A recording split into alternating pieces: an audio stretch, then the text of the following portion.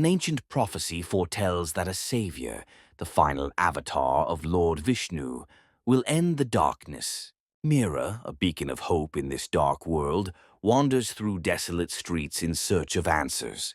Her eyes fall upon an ancient book, with the sacred symbol of Kalki on its cover. What is this? Could this be the key to ending the darkness? Rohan, a genius with machines, is seeking the truth in a world dominated by lies. His determination to restore light drives him to uncover the secrets of the past. If there's a way to bring back the light, I'll find it. Aarav, a warrior with a heart of gold, trains tirelessly for the battles to come. His strength and discipline are his weapons against the growing darkness. I will protect those who cannot protect themselves.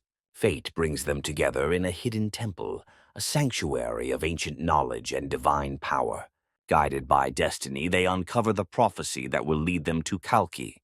This is the path to the truth. We must follow it to find Kalki. Leaving the shadows of the city behind, they embark on a perilous journey to restore the light.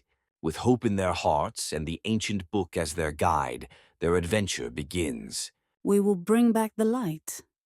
We will find Kalki.